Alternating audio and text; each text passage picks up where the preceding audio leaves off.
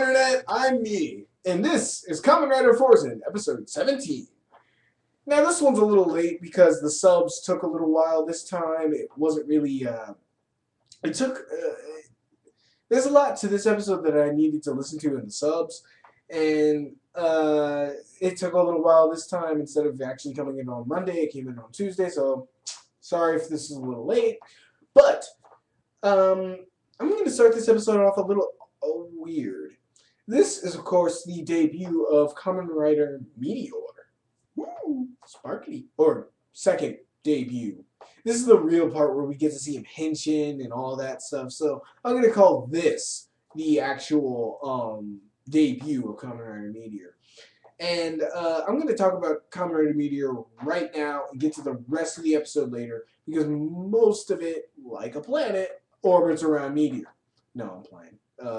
And I know planets don't orbit around meteors. Please, YouTube, don't kill me for saying that.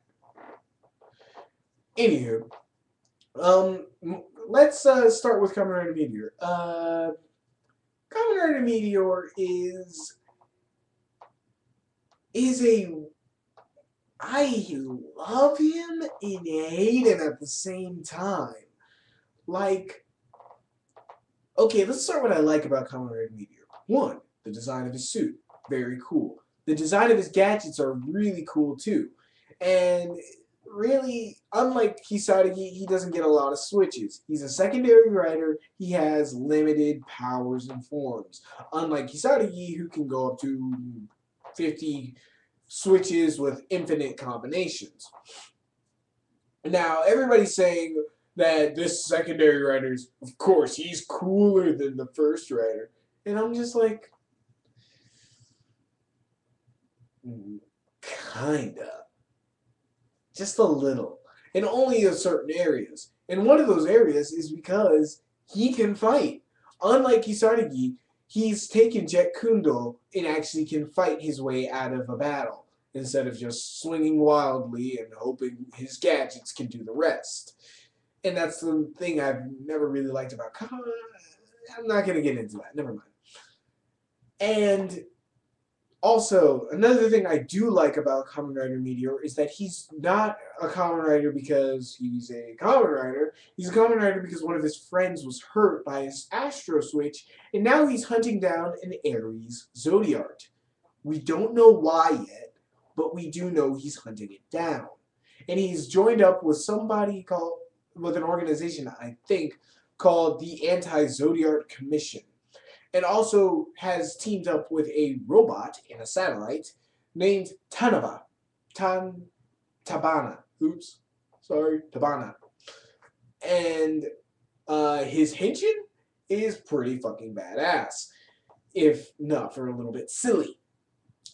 One is, when he henshins, he actually asks for permission from Tanaba. Tanbana. Dang, I keep screwing up his name. Tabana.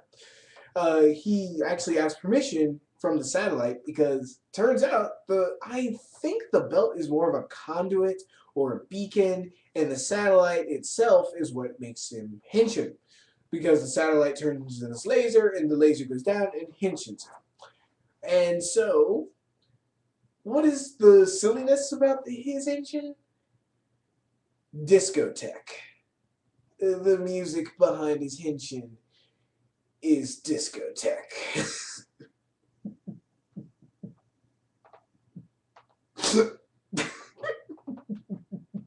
Sorry, trying to stay professional and not laugh at that. But Jesus Christ, it's discotheque. I always think I can't think of Kamen Rider Meteor without thinking of him with some bell-bottom pants and some roller skates skating around in a discotheque because of that freaking music when he henshins. And it's not that I hate it. No, it's not that I hate it, but it's just off-putting. But I can see where you would think that's something from space. It has that spacey feel to it. But still, I think discotheque. Sorry. Now, what do I not like about Kamen Rider Meteor? Now, there's no question he's a better fighter. He's probably smarter. Okay, he's much smarter. He actually keeps his Kamen Rider identity secret, and that's smart. He can tail Kisaragi and his friends around because they're not too smart and don't keep anything a secret, and he even ends up in the rabbit hatch because of it. But what I don't like about him, his personality. He's just a douche.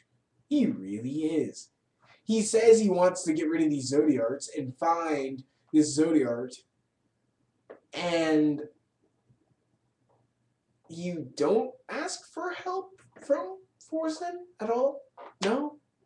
You find out, he finds out that these guys have been doing this for a long time. Like, they've taken out some Zodiarts. Or he's found out that they actually know how to look up Zodiarts. Why doesn't he ask them for help? Why doesn't he actually come in and go, huh, well, you guys handle that. So you guys actually have a database on how these things work. Why not look up the Aries Zodiart for me, figure out which one will become it, so when it happens, I can allow it to evolve into the Aries Zodiart for whichever reason I want. And if he would explain this reason, it would probably make his job a hell of a lot easier. Instead of fighting both Kamen Rider Fourze and the Zodiart in question, he would actually just have, he would have backup! But no, he's a douche about it. He's calling Kentaro a dumbass in his head, of course. He's keeping a low profile, but he's calling Kisaragi in his head a dumbass and obnoxious. And I'm just like, dude, he's a fun-loving guy who likes to live life as he can and likes to make friends and doesn't like having enemies around. What the fuck is being... I don't see a problem with that. Sure, he's a little dim at points, but he's a good guy. You're just a douche. He's an asshole. And that's what I don't like about Kamen Rider Meteor. And pretty much, it's all his episode. So pretty much everything I told you right now is the episode. He tails them. He comes over to this. He comes over to the high school. He tails them. He learns about them. And then he debuts himself and beats up the Zodiart of the day, who's a cat Zodiart, who is the most obvious Zodiart of all times. Because, I mean, come on. It's a feline Zodiart that's attacking students with good grades during exam time, and there's a guy running around yelling about how he's going to have the best grades this year. And he does this as a habit. Click, click, click, click. Really? Doesn't take Batman to figure this one fucking out. But it does take Gentaro to find this out. And no one else can figure it out. I was baffled by that.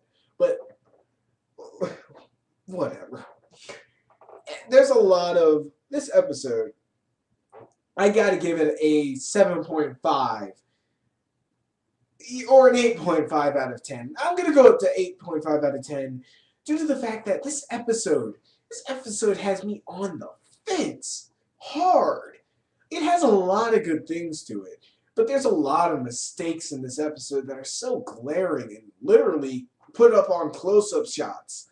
Like, even when the suit actor for the feline Zodiart, or the Lynx Zodiart, when it's trying to grab JK as a prisoner, when he throws him down to the ground and tries to grab him, JK has this scarf on his chest, and the Zodiart, the guy in the suit, is clearly grabbing the scarf and not JK, but then he ends up in his hand. And I'm just like, and they do a close-up shot on it to show, yes, he's grabbing him. And I'm like, no, you're not! Because first you have a fistful of a scarf, and the next shot, when he's in the air, or when he has him close, the scarf is hanging off to the side. And I'm just like, dude, continuity issues. Yes, I know, nitpicky, but when you close up on it, and when this Zodiac isn't that interesting, he doesn't have a real good motive to him, that he just wants good grades. He has good grades, but he wants the best grades in the class.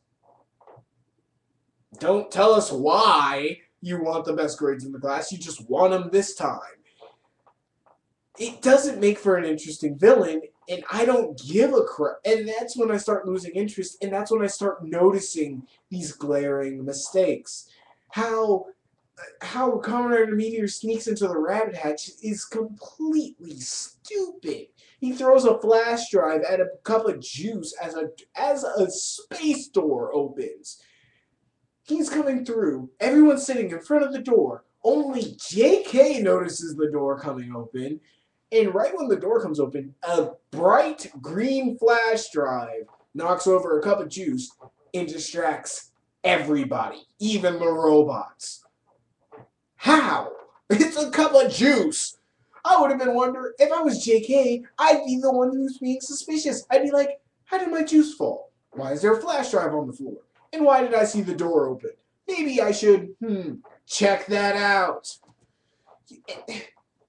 And actually, after 2 episodes, one episode where JK steals the switch off of Gintaro because he doesn't keep his secret identity that well, and the second time where where Spandex teacher steals the freaking locker out of the room.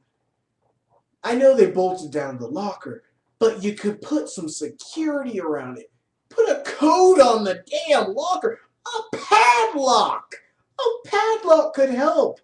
Everybody and their grandma can literally tail the Kamen Rider Fourze Club, get into the closet, and then just start opening crap. And it's not like it's discreet. Once you crack that locker open, a bright light comes out. Put a padlock on that bad boy. Do something to at least guarantee no one's going to sneak up into your shit anymore. But that's all my ranting for the bad stuff about this episode. The good stuff about this episode is Kamen Rider Meteor, is the fight scenes with the feline character. And though he wasn't an incredibly deep villain, he was actually very interesting to watch in a fight. He did resort to the tactics of using people as hostages, knowing that Gintaro, using the knowledge he had of Gintaro against him, because he was a smart kid. He knew that Gintaro wouldn't harm his friends, and he knew he would give up. Hell, even and I love the writing in this part where he's holding JK hostage, and JK is begging Gintaro to take the switches off, not telling him to, yeah, you can take the shot, don't worry about me. No, he's saying, take off the switches. And I like that. It makes him more human. It makes him more real. But all those mistakes are glaring, and I don't want to give this episode a bad score. I want to give it a nice 9 or 10 out of 10 because of the Kamen Rider Meteor showing up and having this badass Jupiter switch and a badass Saturn switch and having this really badass super punch. I'm going to call it the Meteor Punch and the Meteor Kick. I know it's called the Meteor on Limit Break, but I'm giving it a 9 because the announcer for Meteor's switches and stuff isn't about as cool as Fourze's announcer. Just saying. I can listen to Fourze's announcer announce random crap off of his belt all day. Kamen Rider Meteor, I'm just kind of like, you sound so generic, it's not even funny. But hey, I guess that was the point. Though I have a lot of complaints about this episode was still pretty good, and I really would want you guys to see it. It has a kick-ass fight scene in it, though it's not very long because the Zodiac in this episode gets his ass kicked quite easily. And it actually does show the glaring effects of Gentaro's lack of training versus Kamen Rider Meteor's training. And most people, you'll hear this a lot on the internet or on YouTube if you look up on martial arts, they'll usually say martial arts doesn't work in a fight. But here, you get somebody who's trained against a street fighter who's swinging his arms around, and then you start seeing how well a trained person acts against a street fighter. So I'm going to give this an 8 out of 10, 8.5 at the highest. But that's all I got to say about it. Until next time, y'all, peace.